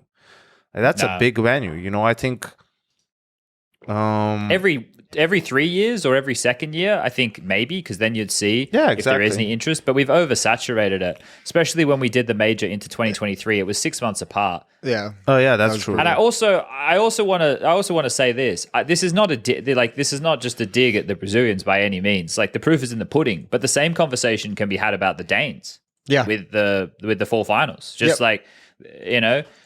and it's much more expensive in Denmark, right? To be going out to these venues, and Blast downscaled venue as well. And they're not filling out arenas now that Astralis isn't the talk of the town anymore. Yep. And it's another thing. There's probably an oversaturation problem. Like, Germany, I'm not saying is cheap, but it's cheaper than Denmark, right? And it's more Central Europe. So it's easier for people to get there from a bunch of different countries, whereas Denmark's not. So, like, maybe you're coming over from Malmo, right? But also, even the evidence, too, of, like, the Antwerp major being a fucking packed house, because that's easier to travel to, and it has no events outside. Like, we've never been there outside of the major. And it's just like, you give someone that city that's easy to travel to, easy to get to, relatively cheap to stay in for 5 days, and boom, you're going to fucking fill it out in the middle of Europe. To be fair, you hear it from a lot of people. I talked to a number of Brazilians who were also like messaging or saying or in conversation being like, why isn't it just in Sao Paulo? Like, sure. even for Brazilian people, it's like easier, and they feel like the infrastructure is better in terms of like the area where the arenas are, and for them where they could stay, and how much it would all cost for them to come from other areas of Brazil to watch a tournament. And I mean, Rio is not a safe place just in general, right, to walk around or do whatever. So it also doesn't really incentivize people to make the trip as much. So I think maybe if like we've been to Sao Paulo you before. take the year off next year, right, and then you come back to Sao Paulo, I think you can have like a really good event. And I think that's the sort of the sweet spot, is doing it probably like every other year. I think if a major comes back, if there's a major in Sao Paulo by 2027, I think that one's going to be packed. And also let's not forget that the first time we had fans for the first 2 stages was in Brazil, and it was like and it was crazy, like So honestly, I think that's one of the benefits of Brazil is that I think you could get the smaller crowds throughout the whole event, like we did with the Rio Major, and maybe the bigger ones struggle. But for me, more than anything, I think if you want to get a crowd that's going to be very similar to like the hardcore Brazilian crowds, but you want to make sure it's going to be there, more games than not. I think the logical place to go to if you want that sort of environment, go to Lisbon. Go to actual Portugal. Every time Blast has run an event there, it's been fucking insane. It's been packed out. It's been energetic. It's been loud. I think if we get a major in Lisbon, that'd be mental. The fans there, they come out. Yeah. Yeah, I just want to double down on Yanko's statement, the Chad Virtual Classic double down. I think that there's ways to make it work, because I think earlier on I said, yeah, we should just do the Clash for Cash things. But in consideration of what Yanko's saying, I agree. I think if it's not so many events on top of each other, if it's a different location that's picked, I also think that the way that we market it, and this would help the fans from around the world perceiving the event, because another thing that happens every time we go to Brazil, the community just wants to hate, right? Like they just want to look for the pitfalls and the downfalls and jump on top and pile on because of this whole like come to Brazil or you'll never understand type of mantra. And then when the crowd isn't as it's meant to be, or it isn't as it is during a Furia game, the threads and the comments and everything like that, it piles on. People are looking for a reason to pile on. Dude, that happened this entire the event when the crowd booed Mouse.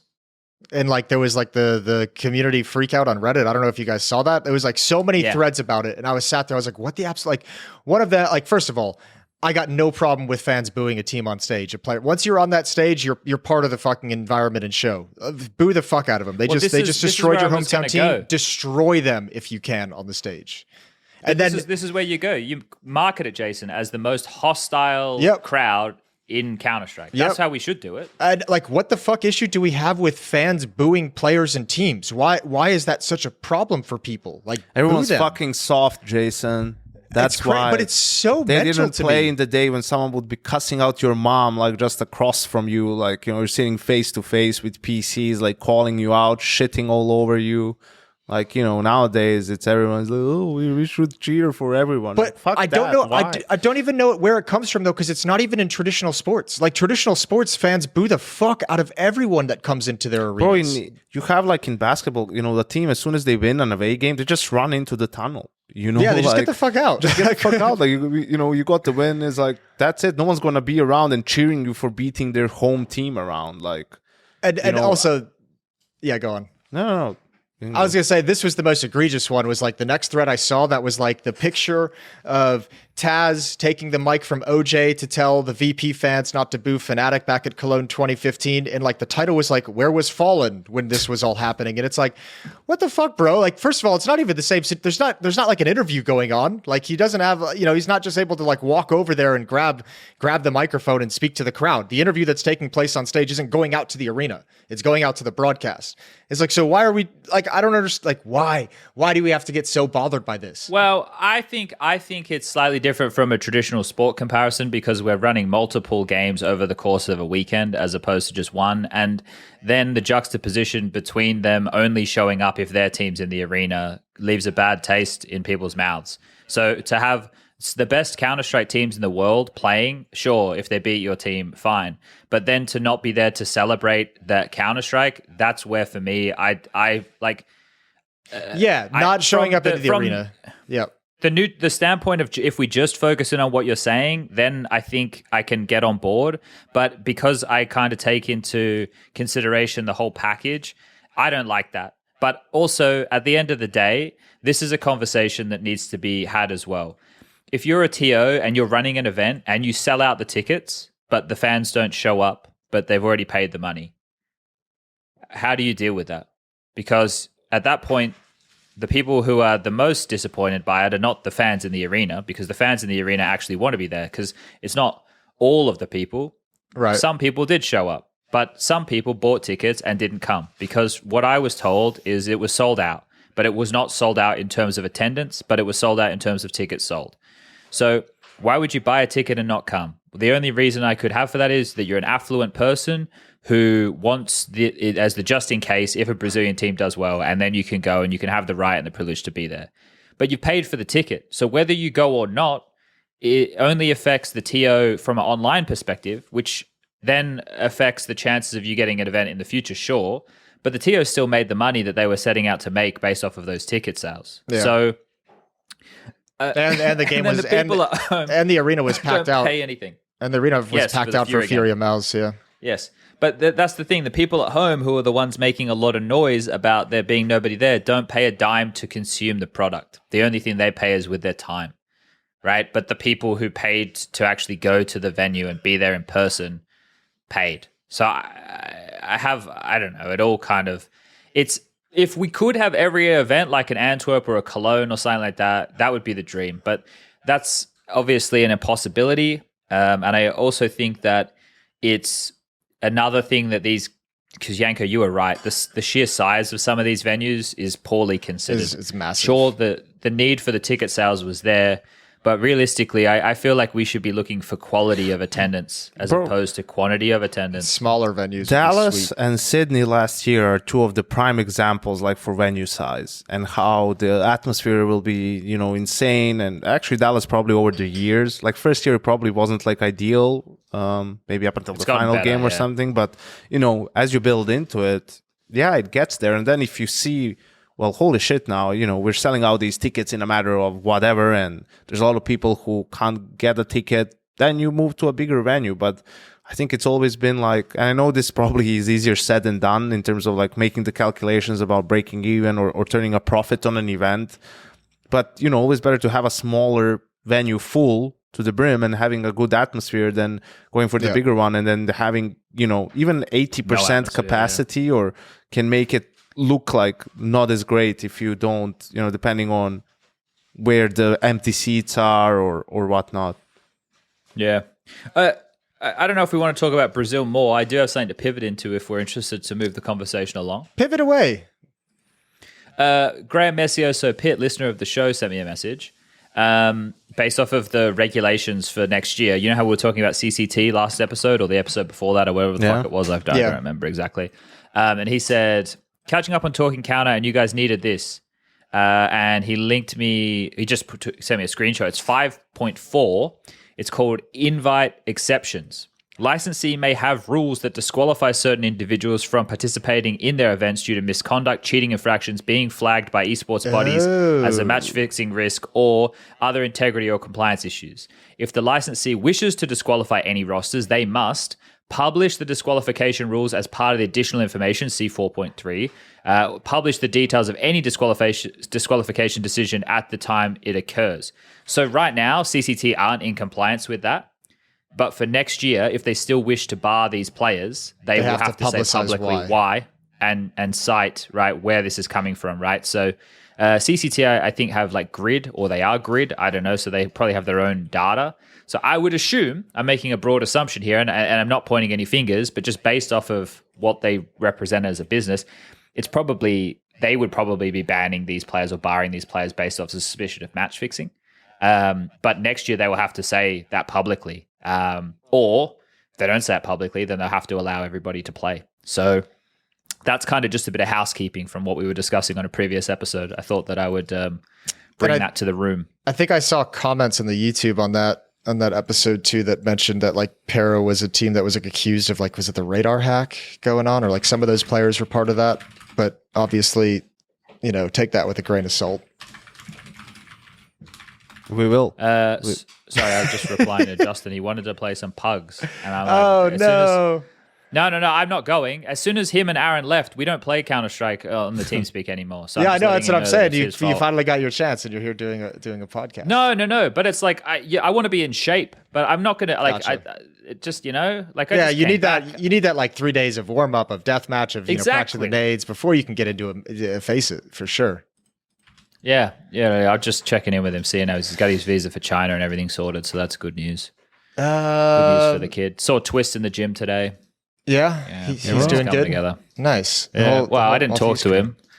I don't want to, get in his way, so I just waved. Spoke to his wife, and away we went. Nice. That was about it. Yeah. Can we backtrack to a couple days ago? This one I think this happened during Brazil. Did you guys see? This isn't a huge thing, but Saw dropped Barry and Arrozdoce. Didn't we talk about this? I don't think we talked about this. Someone asked about it, but I don't remember if we talked about it. Actually. I don't think we talked about it because I think it happened after the last episode. But it seems crazy to me, right? Like it seems like, fucking mental. Like Barry tweeted out that he's available for coaching, that his time with Saw came to an end. Arrozdoce was like one of their strongest players. He was a huge factor for them. And I have no actual inside information on this at all. Yeah, I think it just, to me, it comes down to one or two things that probably happened. So Arrozdoce's contract was running out, runs out at the end of the year after the major. And either they wanted to re-sign him and he didn't want to re-sign, like he either was already talking to someone else or maybe had an idea where he wanted to go, or he just didn't want to stay with the team or wasn't happy with the terms that they offered and just declined. So they were like, okay, fuck you. If you don't want to extend, we're not going to have you play the RMR, right? So crazy. Which would be like kind of crazy, right? Players. Then the other one is that, he maybe already got into some talks with someone about potentially going to another team. I don't know. And then the org found out about it. And then they were like, that's shady as fuck. Like, that's like bad faith or whatever. Fuck you. We're going to bench you now. And you're not going to play the major. Right? Which is, again, wild. It just seems like one of those scenarios that are like a lose-lose, really. Yeah. Because, they just started having some good results this year. Okay, lately as well. They're about to go into the RMRs. They just had the big Cologne result, right? Even beating FaZe on the stage there. And now you lose one of your best players. He goes to the bench. And then also the coach, who I think helped them a lot. I really value Barry a lot. I think he could be a great pickup for even some of these tier 1 teams. I think to me it's like something like that where the org just in the end was like, you don't get to fuck with us like this, and so we're just going to bench your ass. Here's the statement. After much consideration and in order to protect the interests of the organization, we decided that the right thing to do would be to move Arrozdoce to the bench with immediate effect so the team has time to recover and evolve until the next important competitions that lie ahead and to prepare for the medium to long-term future. That's the official statement. So yeah, that does kind of, I think, for the reason I read that, it feels like it bears out to what you just kind of said. Like there was just something internally, maybe contract negotiation went south, maybe contract negotiation with an outside org went north, and they didn't like it. And I know people were like talking about, like, oh, he signed with an agency, right before it or something, but then he said publicly. I think it happened after, yeah. Yeah? Yeah, that did. Apparently it was after. But it's common business practice, guys. I don't understand the problem, because he's not going to be the only player starting negotiations for the end of the year by any stretch of the imagination. Yeah. I've heard murmurs of players in top teams with that going on right now. So, like, obviously it taints things going into the RMR and the major, which is essentially what you play the whole season for, but that's just the nature of the beast when the contracts end, when the year ends.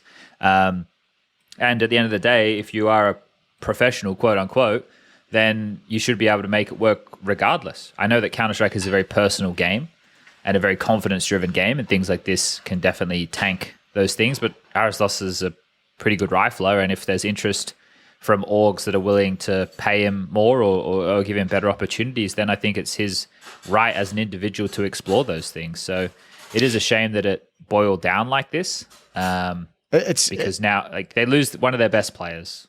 Yeah, and I think like even understanding the org perspective as well, I still kind of scratch my head, and it's like, well, wouldn't you still want him to play in the RMR so it increases the chances of the org getting the sticker money at the major itself? You'd want the sticker money, surely. Like, surely we're not shooting ourselves in the foot because we're like a little bit upset. That's not feasible. Like if there was some fuckery going on, right?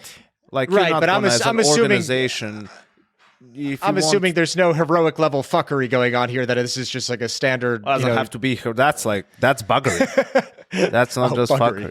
But, it doesn't have to be that mad. Just something where, you're not going to jeopardize the, reputation of your organization and just the way you do things, your culture, because this guy is really good. If he did something like that you deem wrong and whatever, yeah, like people can't be allowed to do whatever the fuck they want just because they're good at the game. That's 5 years ago. That's how a lot of good players got into trouble eventually and ruined their careers, sort of. But Saul will have their debut with the new lineup at the ESL Challenger Katowice. And the only reason why I mentioned this event is because of two things, really. I just saw the groups, and Group B has 3 Brazilian teams in it and Monty, which is just hilarious.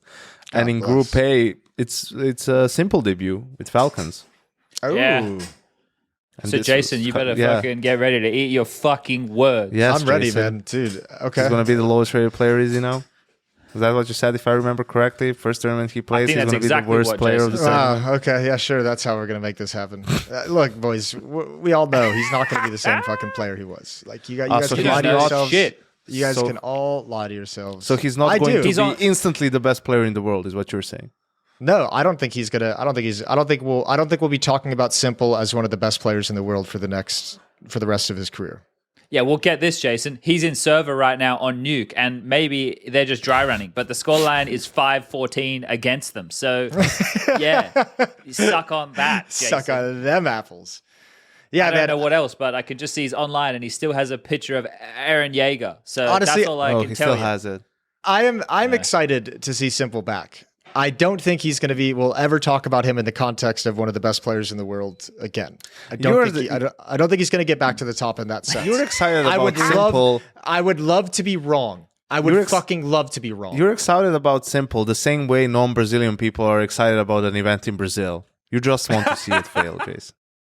I don't even want, dude. Honestly, I don't want to see it fail. I want to see him play. I want to see the same Simple. He's so much fun to watch, and he's obviously a fucking force. And no one can take away the career set. I don't think he gets back to the level. I don't think he has it. Jason, check the Talk and Counter channel right now. All right. What are you going to say about that, motherfucker? I don't know. Let me scroll down. Yeah, again, respect the career that he's had. You son of a bitch. God, there's no way, man. Look, listen, guys, I'll do something crazy. I'm willing to. We can make a bet on this one, and you guys know the terms of the bet that I'm going to bring up because we talked about it because it was a beautiful YouTube comment where you can buy the machine that simulates. I think it's pregnancy cramps and period cramps. So we can at the get same one of those time, machines. that doesn't happen. It's either one or the other. They're 2 different machines. We can get either one. I don't care. But whoever's wrong, if I'm wrong and Simple's amazing and he's awesome and he's still performing, I'll strap that shit on and we can record it and we'll do it as a forfeit for a bet. But if I'm right, then you two have to do it. How do we quantify this though? This is where we establish the terms of the bet right now. The guidelines, so to speak. It's also not but fair this that is it's difficult. 2 of us and 1 of you, so your forfeit has to be, I'll do it for twice as Doubly as long bad. as one of you. You guys can each do it for like 5 minutes, and I'll do it for 10 minutes. I don't want to be pregnant for 10 minutes, 5 minutes. I think it's going to be difficult for us right now to quantify. Well, it will be. We'll think on it. We can workshop it. I'm only chatting shit here. I think it's difficult to tell what type of player Simple will be, especially with this version of the Falcons roster, right? Like if he ends up staying on Falcons and Nico joins, and then they're actually building a team over there that has some character to it, then I can get excited. But if like with him playing the tail end of 2024, right, in terms of what I'm expecting of output. Oh, I'm not I'm not judging on this end of 2024. So maybe we have to look over a longer period of time. And have that. I guess it would be 2025, and especially, I mean, it's risky because obviously, if Nico ends up going to Falcons in January, then all of a sudden you're sat there with Nico and Simple on a team and Magisk, and you all of a sudden have a lineup, and you're like, that looks pretty damn good. I'm not going to lie to you.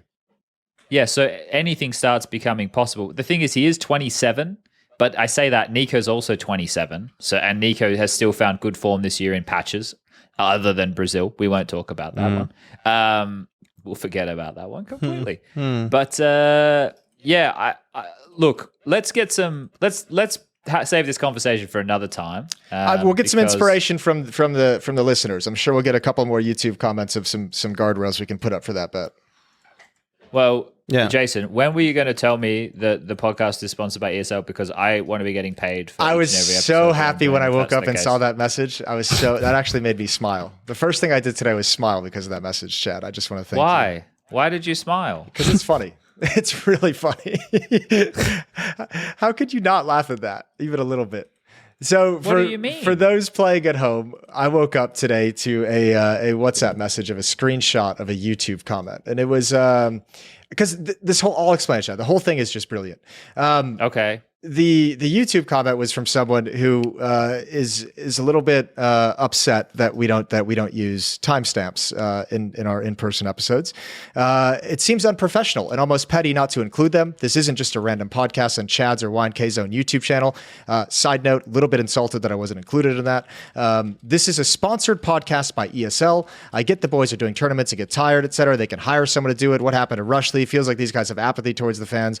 Blah blah blah blah blah.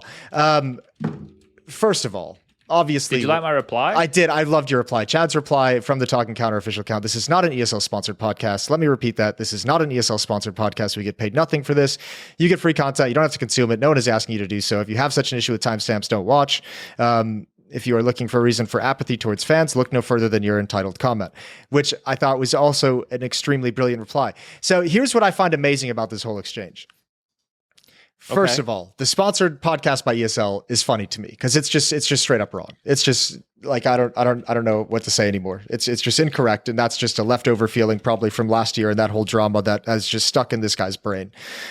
So right off the bat, for me, Chad, when I see that comment and he says it's sponsored podcast by ESL, I'm like, this guy doesn't even know what's fucking happening. So there's no way that his comment or opinion can affect me because he has no concept of what's actually occurring in the world. So all of a sudden, it doesn't bother me. Now, the next funny part is your response, which is just funny on its own. The next funny part, the third one, is you see the disparity between the first guy who explained his thought process behind timestamps and why he thought they would be important. And he did it in a very respectful way. He was very kind. He wasn't taking shots, wasn't taking digs. He was just saying, feels like timestamps could actually improve, the listener experience. And that's a great way to go about it. And then you get the guy who comes in on the other angle, who's just a complete dick and wrong, all in one. And I like seeing that disparity between how different people handle it, because one guy, fair play. You're probably right. I accept your premise. It's a good comment. Second guy just gets dunked on because he's a dickhead. That's How many times do you think I had to write that message before I sent it without any profanity? Oh, I twice. I bet you wrote it with profanity and then just went back and deleted the profanity. Yeah, only twice. Yeah. You're right. But you can bang out profanity. Nice. I don't mind.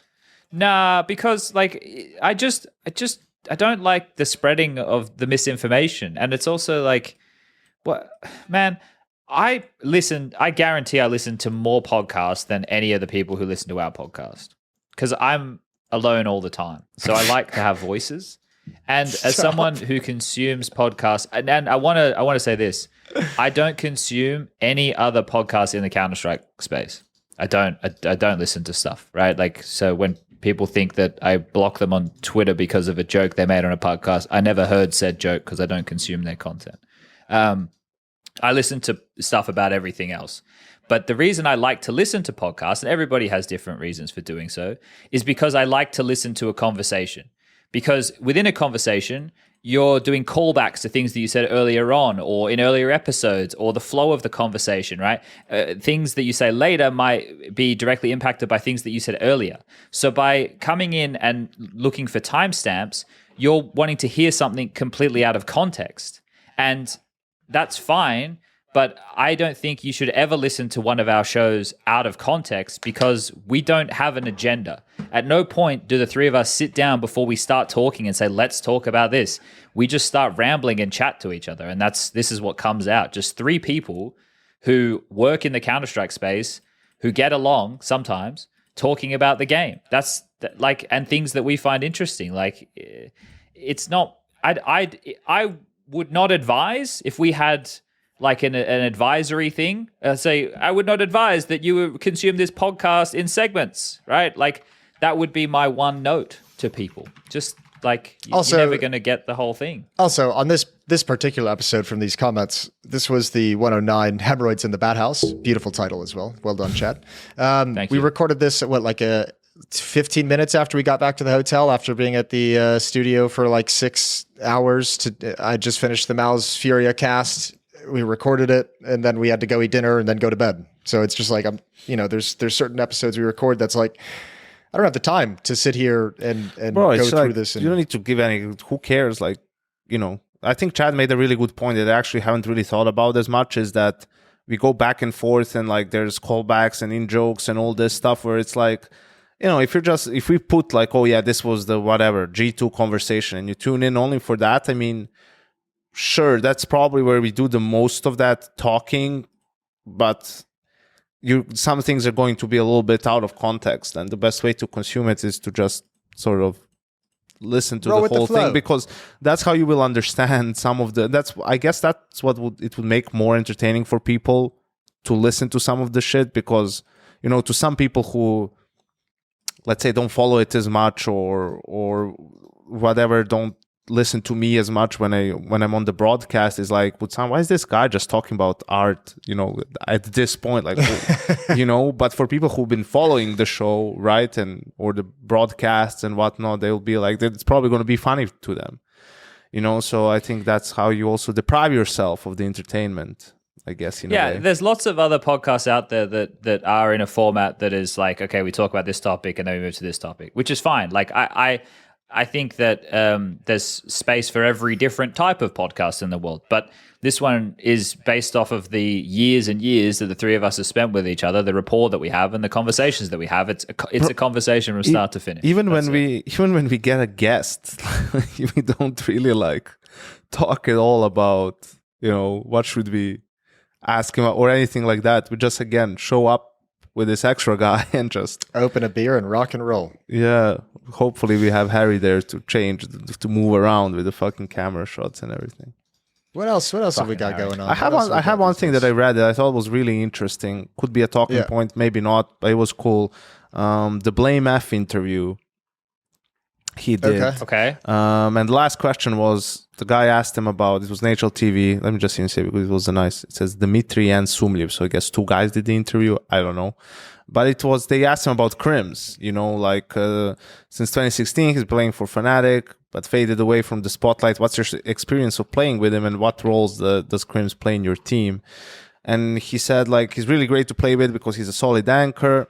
And he says he doesn't require anything from anyone in the game to play well. He plays well all the time, and he doesn't ask for hundreds of flashes or strats around him. He's really good at giving info and at taking space on the map when he sees it's needed. So I think he's just one of those great teammates that doesn't require a lot of help, but still provides a lot of value on the team. Which it's been, I don't think I've ever heard someone describe their teammate in this way. And I don't know if that's Blame having PTSD about some of his former teammates that are constantly like, oh yeah, I need this, I need that, give me this, give me that, hey, come here, I need this from you. Where Krimz is just chilling and like sort of handling it, like figuring it out.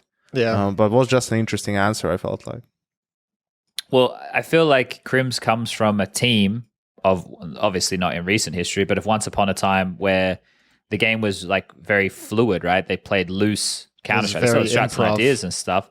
Yeah, but this was predating the Astralis era, and even predating Luminosity dialing in on theory a bit more. It was more like vibes. I don't want to use vibes because vibes has been kind of ruined, but chemistry based. Like I think that's one thing that the Swedes always had was like this kind of natty camo to play off of each other. But like that's good to hear, but also kind of sucks because like every player you'd hope would have a couple of moves within a team because it adds depth, right? Like, yeah, I don't know. Like every player in every position should have something that can enable them. But I guess if you can't do it on your own, I don't know. I was going to gaslight myself into thinking if you just do it on your own, you can't really do it on your own. Just as a kind of shot into the wind, I guess I would say it feels like he'd be talking about someone. I mean, in my mind, when you were reading that, Yanko, my mind went to someone like Device who played like a really, that the old Astralis style of like so much an emphasis on utility and having things like kind of mapped out. Like it feels like that would be someone who wants BlameF is sitting there and he's like, this guy wants to know like what utility he needs this to make this move and this utility to make this move. And he needs it like laid out in steps of when the utility is going to be played. Right. Also, it could very well just be a throwaway comment that he just kind of worked his way into something to say something positive about Krimz, Could be nothing. But I guess just the way he phrased it was like interesting because like then he says hundreds of flashes, right? Like that's just a funny way to put it, right? But I don't know. Maybe I'm reading a little bit too much into it. Yeah, maybe. But it's fun to take that kind of a guess. Yeah, take things out of context. It's fun, right? That's what that's what we just complained about. Fuck. We had the rating change, which I think like it's a nice little. So for an HLTV, you're going from rating 2.0 to 2.1, where it's less value on just surviving rounds that you lose and so on. So someone like James and a lot of Oppers, his rating, falls off a little bit in that sense. I don't care about that. What I do care in that article is just saying that what's in the works is a rating 3.0 that does include economy, round win probability, and all that shit. And that's when I'll be really get turned on. Hopefully, yeah. Hopefully, that's when it will happen, because we talked about this a couple of episodes ago. It's like we don't have good ways of measuring players' performance solely through stats, other than right? manually, yes. Or at least not optimal. Like, so without eye tests, if someone's just listing stats, they don't know what they're talking about. But hopefully we can get there, because it is fucking grueling to just eye test all the time, everything, right? But right now it still doesn't mean much until we get those extra filters and for the economy and all of that stuff, where you can really see, okay, I also think I mentioned like when the score is really close towards the end of the game, like who does what then and all of this stuff. So yeah, a step in the right direction, but still not. You want to know what the biggest thing of this little rating 2.0 or 2.1 introduction was that freaked me the fuck out was the fact that they said that the formula was first introduced in 2017, and we've been using this formula. And yeah, there's been some tweaks and additions to it, but we've been using this formula for like 8 years, 6, 7 years. And the game's come a really and the long game way, has changed right? so much in those 7 years to where I'm like, wow, we've been looking at these stats based off information from almost a decade ago. That this is maybe something we should look at updating every couple of years. I don't know. Well, they also like, so Nero and Striker were explaining that people will compare like HLTV stuff to Leadify or Skybox, and Nero was saying that with HLTV, the expectation is that these statistics are instantly after the game. With something like Skybox or Leadify, it passes the demo. So it will take anywhere from 5 to 10 minutes to be able to generate, obviously, more detailed statistics. So at the moment, HLTV don't have access to that or the ability to do that just based off a few of those things. He also mentioned something about machine learning for the 3.0. Yeah. So hopefully they can factor in, because I think on the back end, they have statistics regarding economy. It's just not things that are accessible to us. I imagine Peta and Striker and Nero use that when they're doing the MVPs for events or the top 20, etc. I think the point I brought up the other night was that the problem is, and the scrutiny around these ratings is, it's HLTV seen as the gold standard for the rating, right?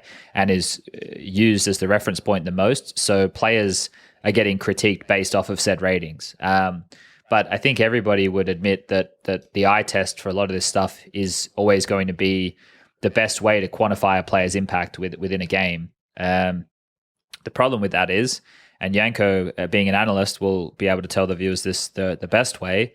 Like, as he's watching, he can only watch what he gets delivered from an observer feed, and then he has to kind of go back and forth through YouTube to see how he missed things, and doesn't even always get to see that from a first-person perspective.